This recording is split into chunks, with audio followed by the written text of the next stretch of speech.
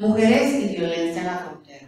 ¿Y por qué en la frontera? ¿Por qué no generalizar el tema, sino ubicarlo en un contexto geográfico? Porque las fronteras tienen un comportamiento distinto al resto de las ciudades. Aunado a los factores sociales, económicos y culturales y a un sistema de justicia rebasado, hay que sumar los factores geopolíticos y las dinámicas propias de una frontera. Factores como migración, movilidad constante, empleos en el sector maquilador, mujeres sin redes familiares o comunitarias muchas veces, así como las redes del crimen organizado. Y no es que las fronteras sean ciudades con problemáticas únicas, sino que definitivamente se multiplican los factores de riesgo para las mujeres que vivimos en México.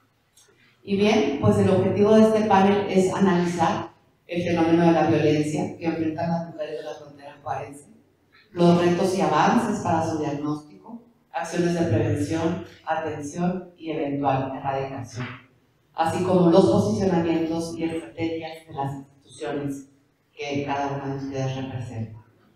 Agradezco nuevamente a la audiencia y a las personas que nos acompañan. Me permito ceder la palabra a Francisco Lara Padilla para que comience esta dinámica del panel. Muchas gracias. Muchas gracias. Gracias, compañeras, por estar aquí. Gracias, Liliana. Daré un contexto para el público al cual estamos destinados, que no solamente es un público radicado aquí en la frontera juarense. Estamos transmitiendo desde nuestra página a nivel nacional. Después transmitiremos también un extracto, una emisión de este evento en INA TV. Para ello daré un contexto también en cuanto a lo que consisten las jornadas culturales de la Revolución en el norte de México, las cuales constituyen un esfuerzo interinstitucional, académico y administrativo del Museo de la Revolución en la frontera de Ciudad Juárez por generar una agenda anual de contenidos temáticos a desplegarse cada otoño en la región fronteriza. Sus programas anuales contemplan exposiciones museográficas temporales, conferencias magistrales, presentación de libros, paneles, conversatorios, así como actividades artísticas y de entretenimiento para niños y público en general. Los contenidos se diseñan desde el Seminario de Historia y Patrimonio Cultural del MUREF, donde converge la opinión de aliados de otras instituciones académicas. Entre ellas, hoy destacamos particularmente el apoyo de las instituciones que están hoy en la mesa, particularmente del Instituto Municipal de las Mujeres y de su área de asuntos indígenas, donde participan nuestras compañeras Rosalinda Guadalajara y Diana Lozano. Es de destacar que las temáticas de las jornadas han trascendido el abordaje estrictamente histórico revolucionario, ensanchando la reflexión hacia retos contemporáneos, regionales y globales. Por ejemplo, la migración y la diversidad de pueblos originarios residentes en la frontera juarense. En esta edición 2025 de las jornadas culturales, tituladas Mujeres Indígenas en la Frontera, Organización, Liderazgo y Persistencia Cultural, centramos la atención en el análisis histórico y contemporáneo de los flujos migratorios indígenas hacia Ciudad Juárez, la manera en que se han ido incorporando al escenario fronterizo, adaptándose a sus dinámicas culturales y construyendo a través de sus mujeres espacios para el resguardo y reproducción de los valores y símbolos propios de cada comunidad indígena. En ese tenor, la propuesta de estas 11ª jornadas culturales invita al acercamiento con la diversidad étnica del país a través de sus mujeres, portadoras de valores ancestrales que a diario enriquecen el panorama de nuestra frontera. Las jornadas dieron inicio el pasado 3 de octubre con la inauguración de la exposición temporal Mujeres en el Norte de México, curada por el Instituto Nacional de Antropología e Historia en coordinación con comunidades indígenas provenientes de la Tarahumara y del resto del país. Esta exposición integra indumentarias, objetos y piezas arqueológicas, expresiones estéticas de color y luz compartidas por mujeres rarámuri, chinantecas, mazatecas, purépechas, zapotecas, mixtecas, endés, hidárricas, entre otras. Recogí información de 20 años a la fecha de los espacios precisamente en los que he tenido la oportunidad de desarrollarme profesionalmente, y voy a empezar con esta primera enunciación, haciendo alusión a la Convención sobre la eliminación de todas las formas de discriminación contra las mujeres y su protocolo facultativo. Bueno, básicamente a 19 años de este informe de CEDAW, decía literalmente la plantilla: sigue preocupando al comité las actitudes patriarcales comunes que impiden a las mujeres disfrutar de sus derechos humanos y constituyen una causa fundamental de la violencia contra ellas. Se expresa la preocupación por el clima general de discriminación e inseguridad reiterante en las comunidades, en los lugares de trabajo y los territorios con presencia militar, particularmente en las fronteras norte y sur de nuestro país, que pueden poner a las mujeres en un peligro constante de sufrir violencia, maltrato y acoso sexual.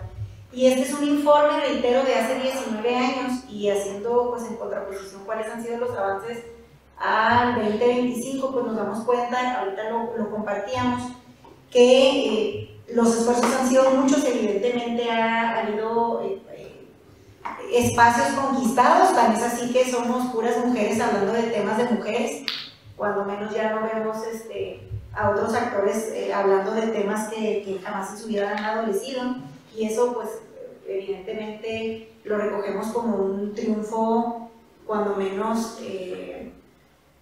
inicial de esta cultura patriarcal. Luego, posteriormente, me remito a que allá para el establecimiento del Plan Nacional de Desarrollo a nivel nacional, México, 2014-2018, se realizó un foro nacional para la creación de este programa integral para prevenir, atender, sancionar y erradicar la violencia contra las mujeres. Reitero, data de 2014-2018 a nivel nacional, y bueno, se concentraron 5 mesas de trabajo que nos arrojaban 5 grandes ejes, ¿no? Que es la transversalización, que es un tema que hoy en día trabajamos todavía como parte de la política nacional, estatal y municipal. La prevención, la atención, la sanción y la erradicación, que eran estos 5 grandes ejes, y se planteaban objetivos estratégicos muy puntuales. Sin embargo, al día de hoy, pues bueno, vemos que todas las dependencias del gobierno que operan con recursos públicos tienen la obligación de tener instaladas unidades de igualdad de género. Todavía también vemos que no. Programa integral para prevenir, atender, sancionar y erradicar la violencia contra las mujeres. Hablamos de 5 ejes que evidentemente hoy en día, ahorita, salvo la mejor opinión de mis compañeras, que son quienes ejecutan estas políticas, nos dirán qué tanto avance existe en ellas, pero creo que eso recoge el esfuerzo que data de mucho tiempo atrás, y lamentablemente no hemos obtenido pues los resultados deseados. Tenemos aquí también, con base a estos esfuerzos, que se analizaron programas transversales que impactaran a los 3 órdenes de gobierno. También se analizaron tratados internacionales y se elaboraron programas sectoriales. Yo les voy a poner un ejemplo muy claro, si no entendemos mucho del tema que venimos a expresarles el día de hoy. Ahora el gobierno tiene la obligación, o los gobiernos tienen la obligación de documentar quiénes llegan a solicitar los espacios, inclusive hasta por grupos etarios, por edades, si son hombres, si son mujeres, si pertenecen a alguna etnia, a alguna comunidad, etcétera, etcétera. Antes no se hacía. 20 años atrás esto no se hacía. Las instancias de procuración de justicia inclusive no tenían estos datos sistematizados. Entonces, bueno, y ahorita ya vemos que es muy común que en todos lados nos pasan listas de asistencia y nos preguntan el sexo, si pertenece a alguna etnia, alguna comunidad, etcétera, etcétera, y también la edad. Obedece al marcaje que tiene que tener la política pública, identificando pues dónde están las necesidades, no únicamente saliendo a Ciudad Juárez a implementar estos programas de gobierno con recurso público, sin haber identificado previamente dónde permea la problemática en mayor medida. Voy a No las voy a enumerar todas porque son 22 líneas de acción. Estas líneas de acción se trabajaban a través de la Subcomisión de Coordinación y Enlace para Prevenir y Erradicar la Violencia contra las Mujeres, que emanaba de la política gubernamental en materia de derechos humanos, reitero, no local, sino a nivel nacional, una estrategia que englobaba esfuerzos en todo México. Y si ustedes pueden darle lectura, aunque sea muy rápida, por ejemplo, una era cumplimiento del Estado mexicano a las observaciones y recomendaciones de la CEDAW y del caso Campo Algodonero. No podemos tocar estos temas sin mencionar la sentencia de Campo Algodonero. Es un tema obligado, todas y todos quienes nos dedicamos a este tema pues conocemos el contexto de lo que motivó muchos de los esfuerzos que tenemos ahorita, y me llevaría mucho tiempo darle lectura a todos, pero ninguna de estas 22 líneas de acción hablan sobre mujeres indígenas, es a lo que quiero llegar, ¿no? Que desde lo global se han hecho esfuerzos por atender la problemática que permea, que existe de violencia contra las mujeres, pero ninguno de ellos menciona la necesidad de abordar el problema de la invisibilización que sufren las mujeres de pueblos y comunidades indígenas. Me siento también obligada en mencionar, reitero, que todos estos han sido esfuerzos de los gobiernos al mecanismo de alerta de violencia de género, que el Estado de Chihuahua pues tiene una alerta pronunciada por parte del gobierno federal, y bueno, lo que es esta alerta de violencia de género es este mecanismo de protección de los derechos humanos de las mujeres, único en el mundo, así lo determinaba el documento, un conjunto de acciones gubernamentales de emergencia para enfrentar y erradicar la violencia feminicida y o la existencia de un agravio comparado que impidiera el ejercicio pleno de los derechos de las mujeres en todo el territorio nacional. Pero aquí particularmente en el estado de Chihuahua, pues bueno, fue decretada esta alerta por violencia de género en el 2021. Entonces estamos hablando de esfuerzos de más de 20 años, remitiéndome al informe de CEDAW y de su protocolo facultativo, y luego ahorita, no data de tanto tiempo atrás, esta alerta por violencia de género del 2019, pero que tanto hemos avanzado a partir de ello, ¿no? Y de todos estos esfuerzos. El objetivo de este mecanismo, pues garantizar la seguridad de las mujeres, el cese de la violencia en su contra y eliminar las desigualdades producidas por una legislación que ese es el agravio comparado, lo que se considera el agravio comparado, que agrave sus derechos humanos. Es decir, que alguna legislación se haya efectuado en detrimento de los derechos de la propia ciudadanía y particularmente de las mujeres. Reitero, ningún mecanismo de estos hasta el momento nos habla de mujeres originarias de pueblos, indígenas o de comunidades, etcétera, etcétera. Bueno, estas son 51 medidas, que ninguna de ellas se aborda, reitero, la urgencia y la importancia pues, de implementar un enfoque intercultural, porque si bien es cierto, las mujeres en general han sido o hemos sido vulneradas en algún momento de nuestras vidas por simplemente el hecho de ser mujeres, aún más por todo el tema de la interseccionalidad, pues siendo mujeres y siendo mujeres de pueblos originarios, todavía se ven por debajo de la balanza del resto de la sociedad. Aquí me gustaría resaltar también que pues, es una deuda histórica con las mujeres y bueno, aquí en la reforma constitucional, el artículo 2, en el que se reconoce precisamente la lucha de los pueblos y comunidades indígenas, pues data del año 2001, sin embargo apenas en el 2019, emanado también, no emanado, pero a la par de la alerta por violencia de género contra las mujeres, se reconoce la necesidad de incidir en el pronunciamiento de estas vulneraciones a mujeres pertenecientes a etnias. Se publicó precisamente el 8 de noviembre del 2025 y esta ley es el acceso al indulto que pueden tener mujeres que están en prisión y que, bueno, bajo ciertas circunstancias pueden tener justo este privilegio. Insisto, Beatriz, una mujer indígena que no hablaba español, que vivió todas las violencias habidas por haber, que fue acompañada por una organización de la sociedad civil y que el movimiento de mujeres del estado de Chihuahua ha estado acompañando, abrazando, agrupando a Beatriz y sobre todo impulsando justo la ley Beatriz. No fue fácil, pero se logró. No fue rápido, pero se logró. Y ahora que se logra, pues, tiene que tener ciertas condiciones para que se pueda obtener el indulto. Bueno, tener acceso, meter todo el expediente y luego que lo analice quien esté en el poder, en este momento la gobernadora, para ver si autoriza.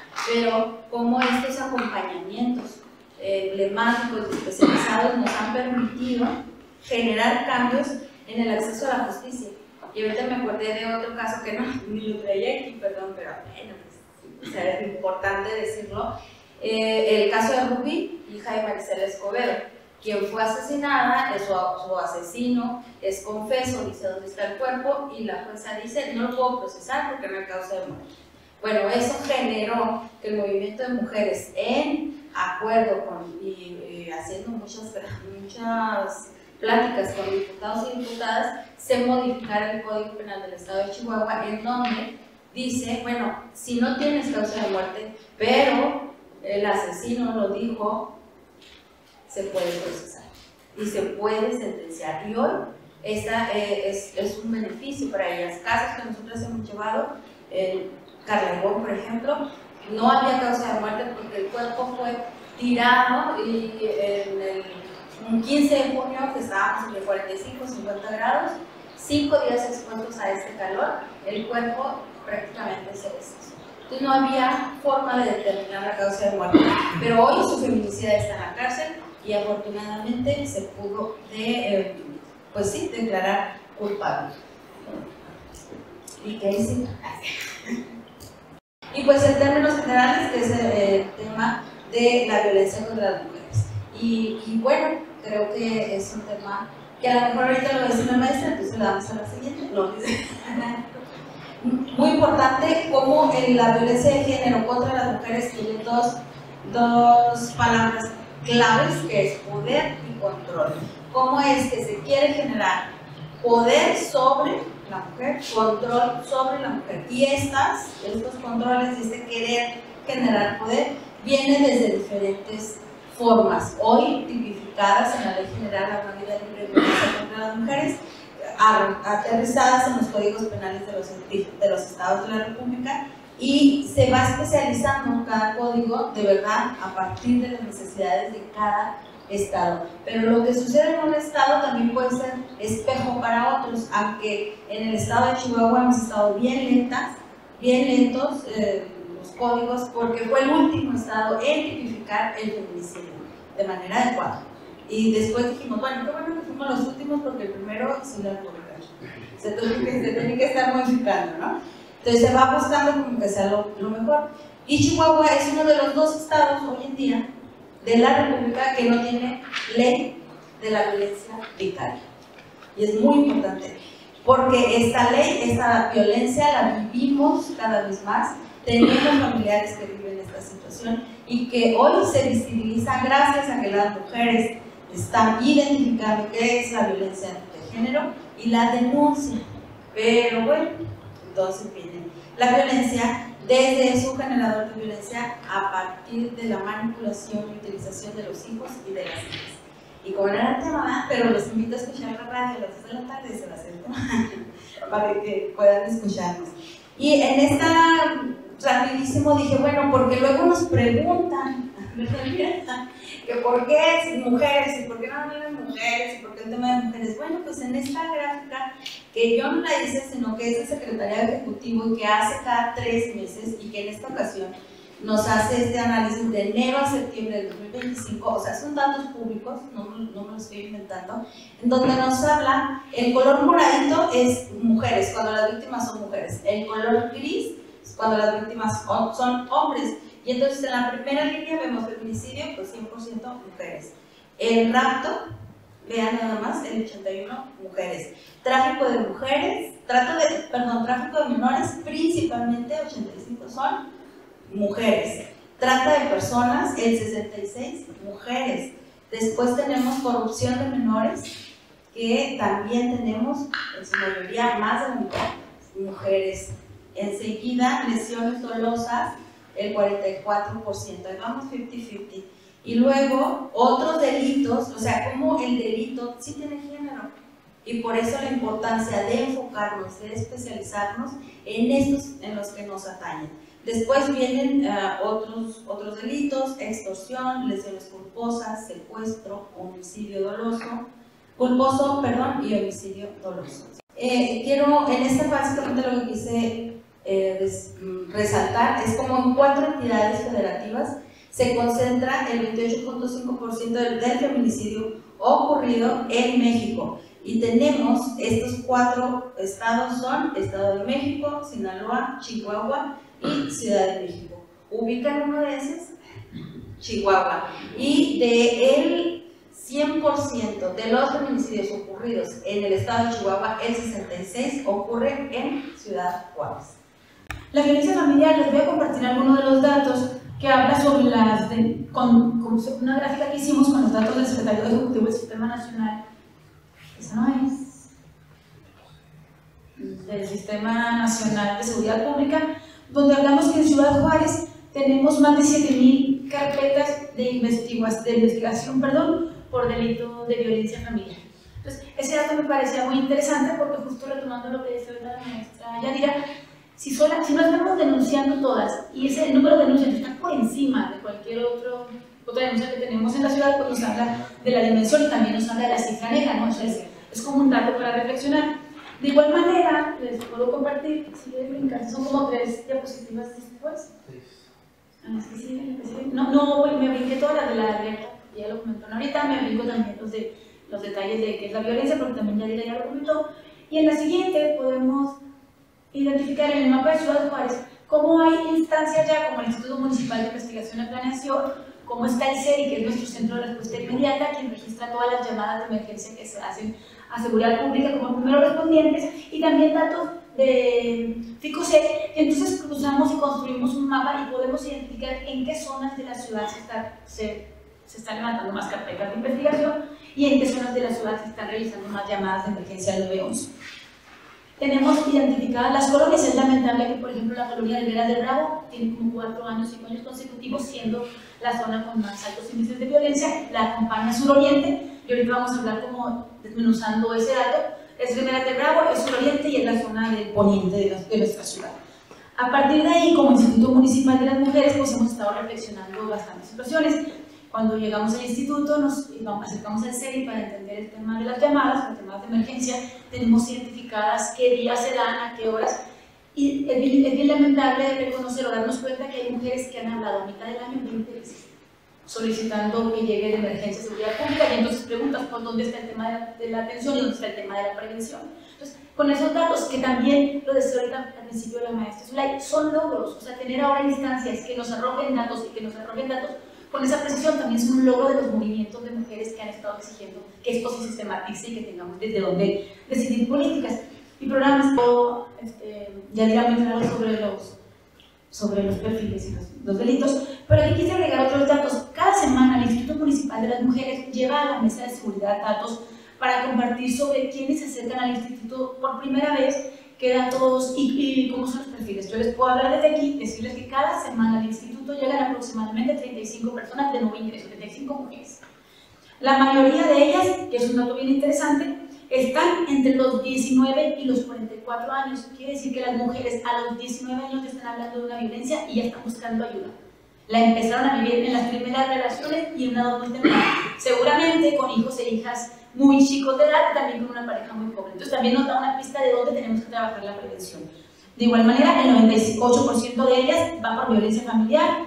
Al año tenemos aproximadamente 1.400 mujeres de nuevo ingreso que van a procesos jurídicos, psicológicos y acompañamiento desde trabajo social. También algo que me parece interesante mostrar aquí como otros datos asociados a la violencia familiar es que realizamos varias cruzadas. Vamos a las comunidades, tenemos una unidad itinerante que anda en las diferentes colonias, y el 80% de las asesorías que damos en temas jurídicos tienen que ver con pensión alimenticia. Entonces también nos habla de mujeres que están educando, cuidando, atendiendo a sus hijos solas, sin el apoyo y sin garantizar el derecho que tienen niños y niñas a esta pensión. Y entonces aquí una situación bien clara es que todas las mujeres están viviendo una doble jornada, trabajando para mantener hijos e hijas, trabajan muy jóvenes haciéndolo solas y obviamente llegando a su casa y todo esto. Y cuando pienso, todas las mujeres vivimos una doble jornada, hasta las que están en casa están viviendo doble jornada porque nadie termina de 8 horas. Entonces, creo que esos son otros datos que podamos compartir para problematizar lo que están viviendo las familias. Y entonces, pues una reflexión es que las mujeres nos vivimos fragmentadas, ¿no? Cumpliendo como madres, cumpliendo en el trabajo, cumpliendo en el espacio comunitario, cumpliendo con las familias. Entonces, vivimos desde la fragmentación, vivimos cansadas, creo que ese es otro, las mujeres que llegan al instituto, todas lo plantean, o sea, es una vida agotada, porque están cargando todas solas. También hartas, yo no sé si vieron la película esa de Harta, creo que esa refleja muchas de las vidas de las mujeres que llegan a los institutos y a las organizaciones.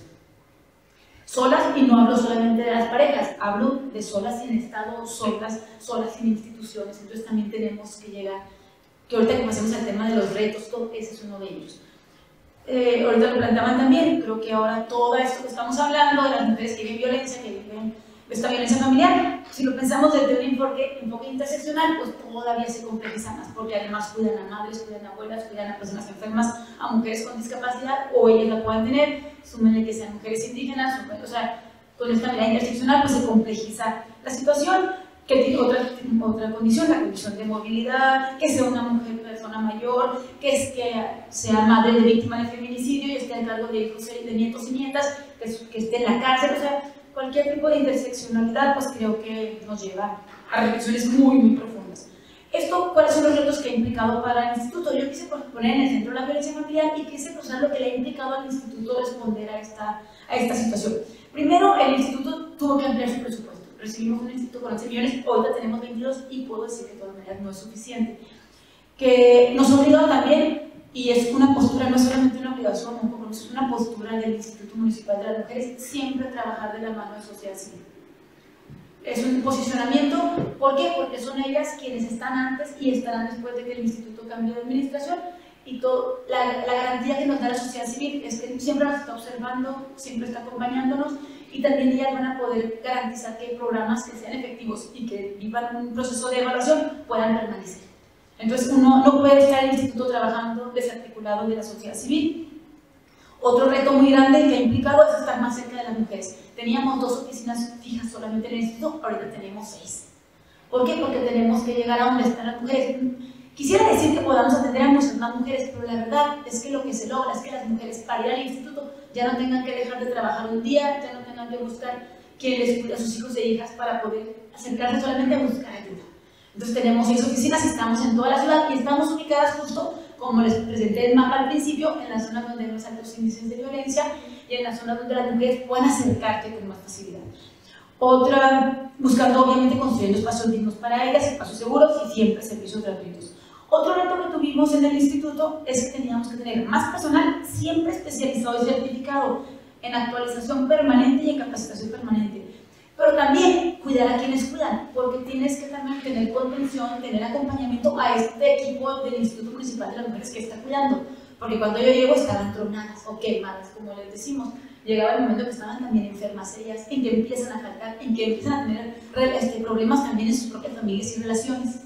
Entonces tenemos que tener un programa permanente de contención y de acompañamiento para el propio equipo del instituto y no solamente para quienes están en el contacto directo con las víctimas, o con los usuarios, sino con todo el equipo del instituto, también quienes trabajan la prevención, porque están viviendo la frustración allá afuera, para quienes trabajan con el funcionariado de transversalización, porque es complicado trabajar con aquellos que no creen en estas situaciones, que creen que es para lo contrario. Entonces, una contención permanente para todo el equipo. Igual, revisar nuestros modelos de atención, generar modelos de atención cuando no los teníamos. También ahorita lo decía, un reto que implicó también es que nosotras teníamos un instituto muy pensado solamente para atender a las mujeres, sin embargo tuvimos que ampliarlo, tuvimos que generar otros vínculos y otras estrategias de comunicación para llegar a más mujeres. Tenemos mucha vinculación con medios de comunicación, hacemos podcast, radio, cápsulas para diferentes estaciones, tener más redes, movilizarnos más en las redes porque tenemos un público joven que son las víctimas de violencia más. O sea, tuvimos que acoplarnos. esquema de comunicación a otras necesidades que nos plantea ahora la situación. También tuvimos que plantear el tema de la transversalización de presupuestos. Desde el principio, aunque el presupuesto del instituto se duplique, no nos va a dar abasto, y una de las estrategias es la transversalización. Eso quiere decir que hay proyectos como es la Casa de Transición. Abrimos la primera Casa de Transición aquí en Ciudad Juárez y abrimos el primer refugio municipal, y son recursos que no salieron del Instituto Municipal de las Mujeres, salen de otras dependencias, de obras públicas, seguridad pública, el DIF nos apoya muchísimo, Secretaría de Ayuntamiento. Entonces eso es involucrar a toda la administración municipal en responder a las necesidades de las mujeres. Eso también fue el reto muy grande, es que la presidencia municipal, toda la administración, priorice el tema de las mujeres y los ponga en el centro, y lo logramos en el sentido de que se volvió un tema transversal en el Plan Municipal de Desarrollo. Entonces todas las dependencias por obligación tienen que contribuir con acciones específicas para las mujeres, pero con acciones que transforman el mundo de las mujeres y sus familias. Entonces ese fue otro de los retos muy importantes que tiene el instituto. La mayor articulación, trabajar el tema de la violencia familiar, nos obliga a trabajar con el DIF, con seguridad pública de la mano. No puede el instituto, y no se va a dar abasto con ningún presupuesto ni con todas las oficinas en estar atendiendo a las mujeres si nadie está trabajando también con el tema de los hombres. Y así es como involucramos a seguridad pública, a la Dirección Especializada en Violencia Familiar, a crear el CEMAT, el Centro de Trabajo con Hombres y Masculinidades, con una metodología que se acompaña también desde el instituto, pero tenemos que tener programas que le abonen a la transformación también de los hombres, al proceso educativo, al proceso de desaprender y construir nuevas formas de ser y nuevas formas de convivir. Otro de los retos muy importantes es trabajar con las usuarias desde las redes en las comunidades, no solamente quienes llegan al instituto, sino el instituto salir a la comunidad, tener talleres con ellas, seguir trabajando no solamente desde la atención de la violencia, sino desde la prevención y la transformación de redes, justo por las condiciones de ser frontera, como decía el antropólogo al inicio, porque muchas de ellas no tienen una red. Entonces generar redes en las comunidades pues nos permite que tener un contrapeso, que las mujeres no estén solas, y eso lo hacemos muy de la mano con la Red Nuestra de Mujeres, porque ellas ya trabajaban en las redes de mujeres constructoras de paz. Ellas nos capacitan y nos han acompañado para que nosotros desde el instituto ahora tengamos ya 10 redes en las diferentes colonias de la ciudad. Es antinatural, como que se presenta quién sabe cómo y que hay que estudiarlo. Yo más bien le voy a decir hecho social, porque está presente en todo, como nos dijeron, con las estadísticas presentadas, nos dijeron que la violencia es un hecho social que está dentro de las casas, que afecta desde los 0 años hasta los 80 años, ¿no? Acompaña a todas las personas, y esta violencia realmente merma los desarrollos de vida, merma los proyectos de vida, y esta merma sumada merma una sociedad y merma un Estado. No lo podemos negar. Entonces, como parte del Estado, ¿por qué fue necesario que desde un tribunal, desde un poder judicial, se pensara que se requiere una especialización para el juzgamiento de este tipo de hechos sociales? La primera pregunta que nos enfrentamos cuando estábamos pensando en un tribunal específico sobre violencia de género fue: ¿y que no todas las personas que están juzgando debieran reconocer, atender y comprender esta clase de violencias? Pues la pregunta tiene que ser afirmativa, la respuesta tiene que ser afirmativa. Claro que todas las personas juzgadoras deberíamos comprender este hecho social, de qué va, en qué consiste, cuáles son las formas integrales de atención. Entonces, si esta respuesta es afirmativa, viene el siguiente cuestionamiento. Entonces, ¿por qué requieres un tribunal que se especialice? Que no todos debieran estarlo. Y aquí viene una respuesta que no tiene que ver con el deber ser, sino con cómo estamos ahorita viviendo este hecho social, ¿no? Sí, todas las personas que juzgamos debiéramos entender de qué va esto, ¿no? Y cuando se requiere reforzar algunos temas, pues hablamos de ciertas estrategias reforzadas, ¿verdad? A mí me gusta, si quieren poner la primera diapositiva, por favor, a mí me gusta hablar sobre los estados. El Estado como ente tiene obligaciones frente a las personas, y las personas tenemos derechos frente al Estado y frente a nosotros y nosotras mismas, ¿verdad? Tengo derecho a un trato respetuoso, pero también tengo la obligación de brindar ese trato respetuoso, etc. Entonces, hay derechos que histórica y sistemáticamente han sido muy vulnerados. Desde ahí tenemos que empezar a entenderlo para hablar del tema de la especialización y cuál es la justificación de que haya especialización en ciertas áreas. Porque si todas las personas tenemos todos los derechos, no todas las personas hemos gozado de la posibilidad de ejercer nuestros derechos. Ha habido personas que nuestro derecho ha sido más difícil para su ejercicio, que nuestras libertades han tenido más obstáculos que otras personas para poderlos ejercer. Y pongo un ejemplo, la niñez frente a personas adultas. Bueno, la niñez tiene todos los derechos de las personas adultas, todos los derechos de las personas adultas, ¿verdad? Y otros específicos y especiales. Pero para ejercerlos, pues es más difícil que lo ejerzan las niñas a que lo ejerzan las personas adultas. Entonces, desde esta perspectiva, si nosotros entendemos que hay derechos cuyos ejercicios son más difíciles, entonces debemos decir que el Estado, frente a esta problemática de derechos de más difícil ejercicio, debe tener estrategias que hagan que esos derechos se ejerzan. Estas estrategias, o una de estas estrategias frente a esos derechos que denominamos tutela reforzada. ¿Por qué denominamos tutela reforzada? Porque son derechos que histórica y sistemáticamente han sido difíciles en su ejercicio. Entonces hay que reforzar esos derechos. No quiere decir que el resto de los derechos no importen o sean de menos jerarquía. Lo que estamos diciendo es que de este gran universo de derechos hay uno que se complica mucho ejercer. Entonces ahí se refuerza, eso se llama tutela reforzada de derechos. El otro lado de la moneda es, frente a esa tutela reforzada de derechos que se tiene, que las personas, hay unas obligaciones del Estado. Ese es el otro lado de la moneda. Frente a este lado de la moneda, el Estado tiene obligaciones reforzadas frente a esos derechos reforzados. Entonces ahí se hinca, ahí se enraiza la necesidad de la especialización, porque son obligaciones reforzadas del Estado frente a ciertos derechos reforzados. Por eso esa es la respuesta de que necesitamos tribunales especializados, ¿verdad? De ahí viene. Bueno, siguiente, por favor. Este tribunal tiene la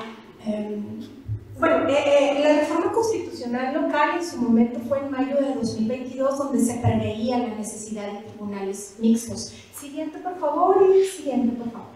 Ahí está, ahora sí. A ver, ¿por qué tiene que haber un tribunal que conozca especializadamente de cierta clase de delitos? Porque estamos hablando de cierta clase de violencia, ¿verdad? De todo el universo de la violencia que las personas podemos padecer y que la sociedad misma padece.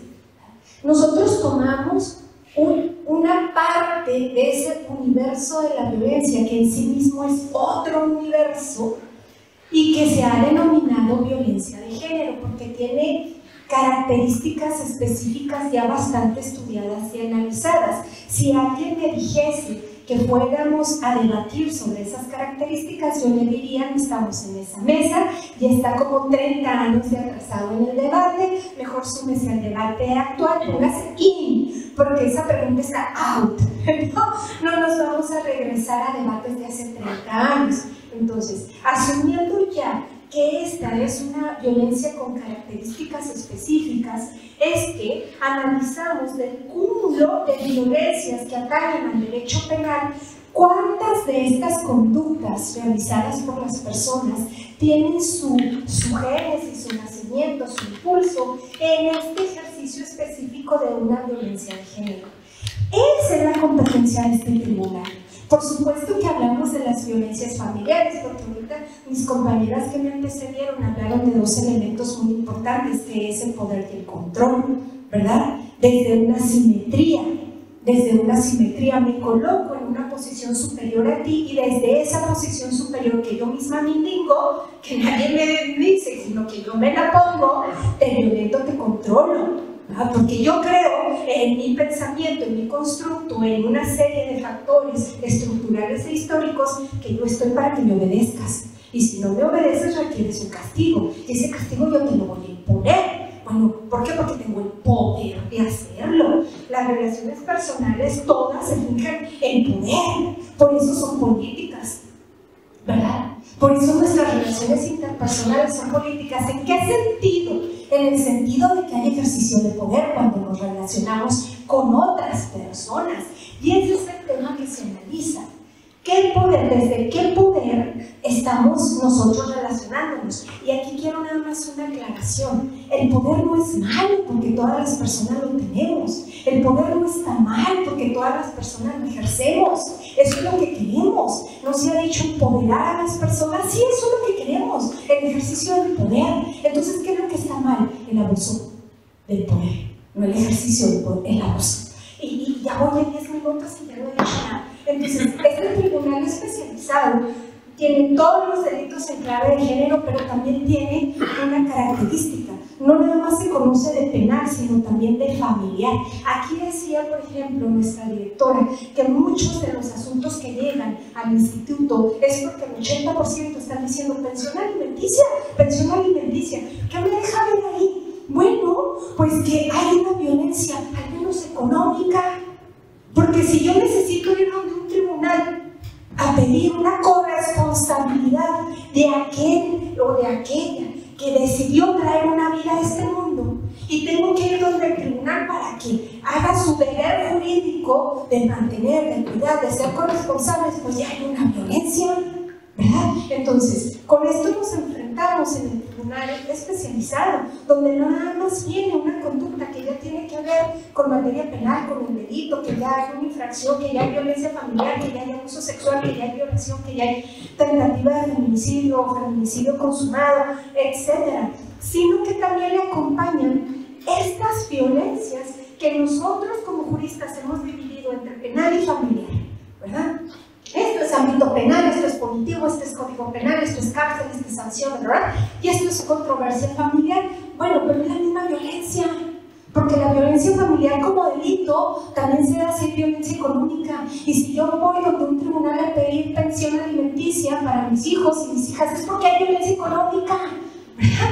Entonces, de lo que va este tribunal es tratar de entender esa realidad que está viviendo esta familia en específico, para que no anden, porque ya estamos en un tribunal, ya estamos dentro de un sistema de justicia, para que no anden donde un tribunal de familia y un tribunal penal, y la prueba aquí, y la prueba allá, y la cita aquí, y la cita allá, sino que sea el mismo juez o la misma jueza quien está conociendo de estos hechos y pueda emitir las consecuencias jurídicas que la ley nos permita, ¿verdad? De eso va. De eso va este tribunal. Tiene que ver, a ver, ya cuando está la cosa en el tribunal, pues sí, a eso se le dedica el Poder Judicial, ¿verdad? Esa es la labor de este poder público, del juzgamiento. Esa es la labor del juzgamiento. Entonces, ¿qué buscamos con este tribunal?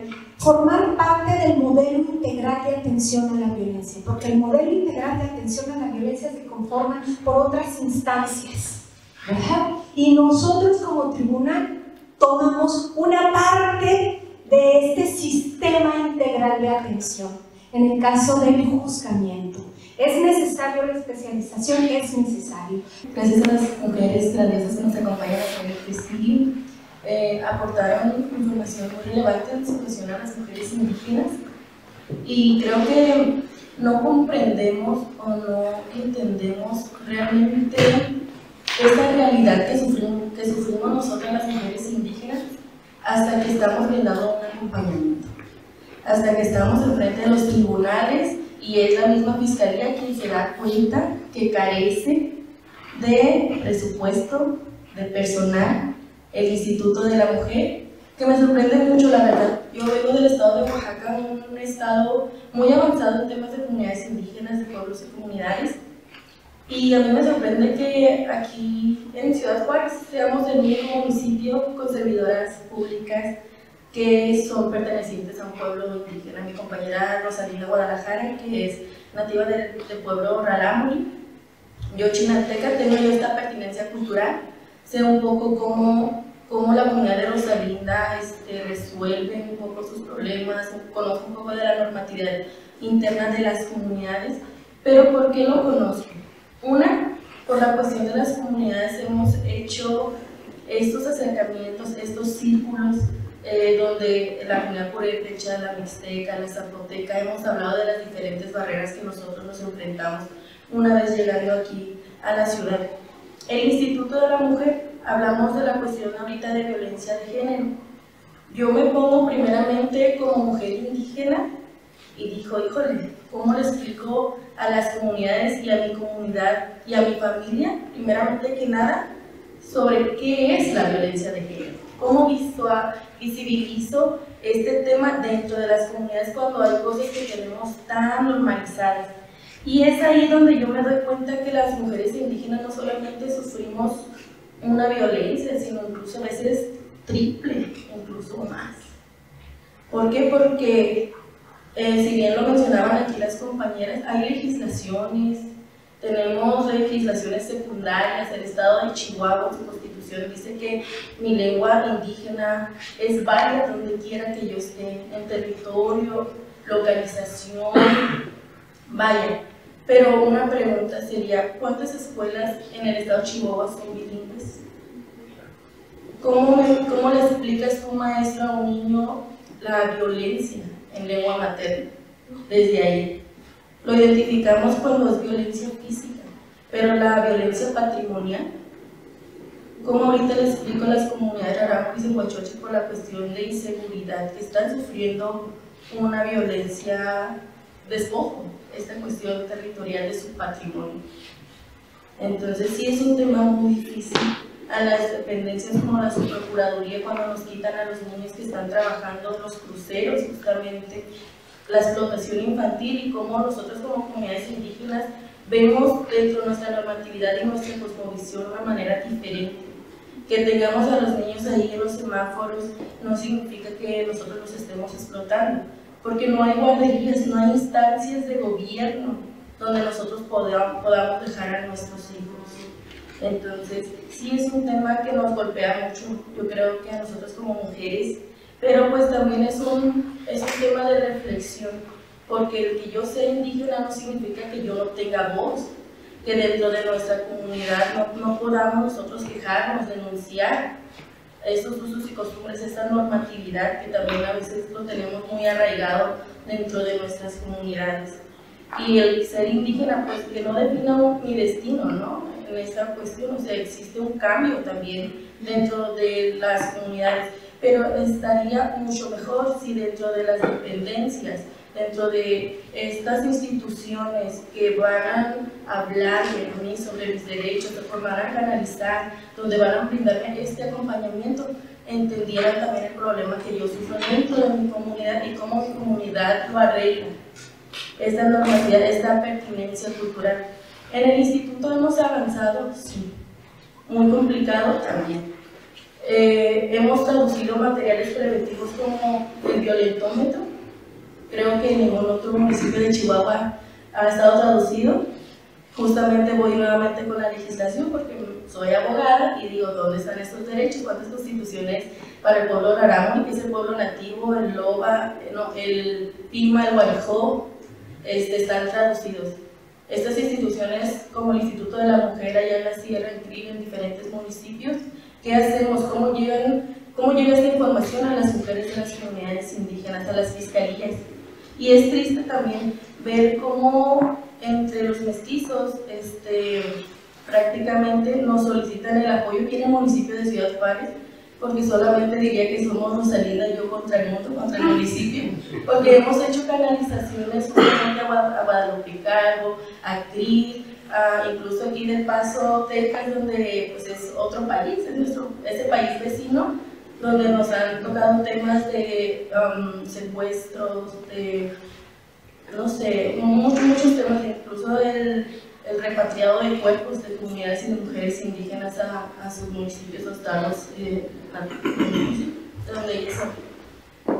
Bueno, son esas, yo digo que son muchas, pero bueno, las comunidades es que hacen muy poquito, pero yo digo que hacemos mucho, porque las otras dependencias pudiera yo decir que les falta esto, y pues sí, ahorita somos el área de atención a la mujer indígena, pero ojalá, bueno, pronto va a estar el CEMPO, pero que así estuvieran todas las dependencias, ¿no? Con estos enlaces, y no nomás de comunidades indígenas, de personas con alguna discapacidad, personas migrantes, no sé, o sea, todo, ampliar este abanico que tenemos, porque no nomás es ahorita la problemática con población indígena.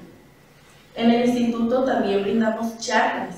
¿Por qué? Porque vamos viendo esta discriminación, esta barrera que nos enfrentamos cuando llegamos a las instituciones, pero hay que empezar por nuestra propia casa.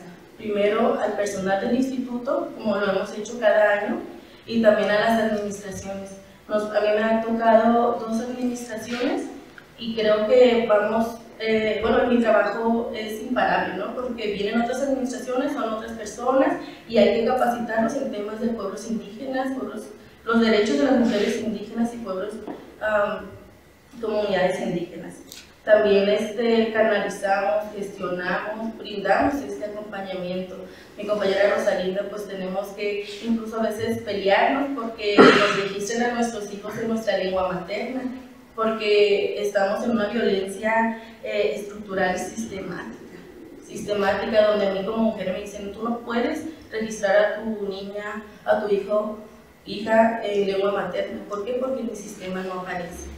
Y yo solamente te voy a registrar conforme la plataforma me lo arroje, ¿no? Así que ponle Pedro, ponle María, etc. Entonces, estos temas que ahorita se han tocado en el transcurso de esta mañana, claro que están esos derechos, pero la realidad es que los vemos muy, muy lejos.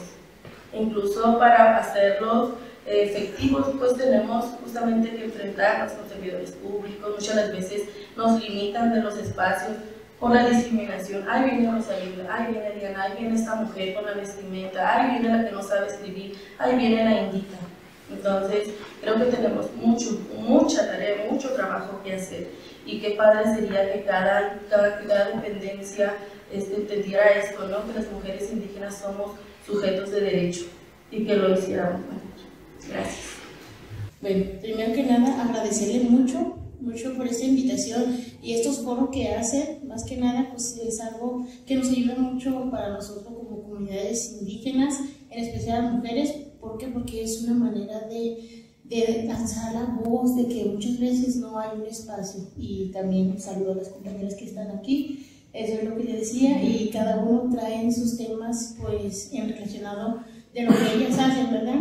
Pero más que nada, nosotros aquí en este foro creo que es muy importante, primero que nada, a lo que yo dije en Raramuri, que muchas veces sí están todos los artículos, las constituciones ahí escritas, así como muchos dijeron, son nada más escritos que están ahí, sin embargo no se ha hecho el uso como debiera ser. Creo que recién se está empezando todo eso, pero eso implica mucho la lucha de nosotros como mujeres que muchas veces tenemos que alzar la voz por cuestiones, no por gusto, sino que es una necesidad y aparte es un derecho para nosotros de solicitar lo que es la manutención alimenticia para nuestros hijos. Pero ¿cuántas de las mujeres conocen esto? De las comunidades indígenas son pocas, muy pocas, y muchas veces al no estar en matrimonios o casados, normalmente nosotros teníamos la idea de que no se puede hacer nada para solicitar esas manutenciones alimenticias para nuestros hijos. ¿Por qué? Porque claramente la ley menciona que, bueno, eso es lo que teníamos entendido, ¿no? Que teníamos que estar casados, ¿no? Y por esa situación, porque la mayor parte de las mujeres de las comunidades no estamos casados, no hay un matrimonio ni la iglesia ni por el civil. Nuestro matrimonio es simplemente de otra manera, donde no hay papeles, ¿no? Yo creo que ahí tiene que ver mucho en esa cuestión, que por eso si solicitamos la manutención alimenticia de los hijos, a veces no se le da el seguimiento, Y tristemente se desaniman muchas de las mujeres al poner esas denuncias, ya sea denuncias de violencia, de discriminación. ¿Por qué? Porque normalizamos tanto esas violencias por cuestiones y aparte porque no las identificamos. Entonces son cosas que a veces lo omitimos y lo normalizamos y dejamos así. Creo que esto de lo que mencionaban las compañeras, en ninguno de ahí mencionaron las atenciones que hayan tenido o que hayan hecho el acompañamiento en cuestiones con mujeres indígenas. Creo que ahí sí falta mucho por trabajar con las organizaciones, con cada organización que está, y cuando ellos implementan, creo que también lo hacen en una manera sin estar presente de las comunidades. Creo que el trabajo, si vivimos en un estado donde hay muchos grupos y más esta frontera, que hay de mayorías grupos, mencionaron ahorita que aquí en esta frontera pues hay diversidad de culturas, ¿no? Creo que ahí falta mucho por integrar esas mesas de trabajo donde estén presentes a las personas que realmente son vulnerados. No digo que somos vulnerables, ¿por qué? Porque al final creo que la misma sociedad es la que nos vulnera a cada grupo minoritario que radican en esta frontera. No nada más hablo de comunidades indígenas, sino que otros grupos que también son pues muy invisibilizados, ¿no? Como en este caso, personas con discapacidad. Creo que en esa situación, y también las personas de LGTB, también que ahora ya se cambió, ahora ya son más, ¿no? Y también dentro de las comunidades de nosotros tenemos esas personas también, pero sin embargo no se ha visto así mucho, o sea, la integración de trabajar con ellos. Y eso es algo que se puede decir, se ve que avanzamos, pero al mismo tiempo siento que son pasitos de tortugas. ¿Por qué? Porque no se logra notar. En pleno siglo XXI todavía se puede decir que de los 500 años de lucha de las mujeres o de los pueblos indígenas apenas se hace notar. No se puede decir que ya cómo vamos avanzando, ¿no? Eso implica mucho que cada vez que sentimos que avanzamos, siempre hay otra barrera que se construye. Por ejemplo, en cuestiones de derechos, cuando tenemos situaciones que ya sean jurídico, penal, todas esas clases familiar. ¿Por qué? Porque ahora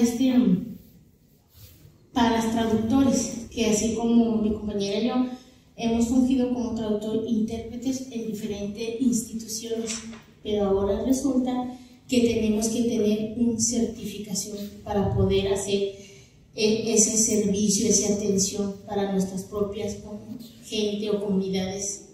¿Por qué? No sé, en ningún artículo menciona eso, en ninguna constitución está escrita donde diga que un traductor intérprete tenga que tener esas certificaciones. Al pasar eso, ¿qué significa?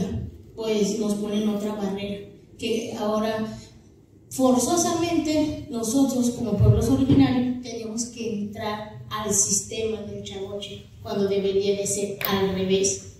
¿Por qué el sistema Chagoche no entra al sistema Rarámuri?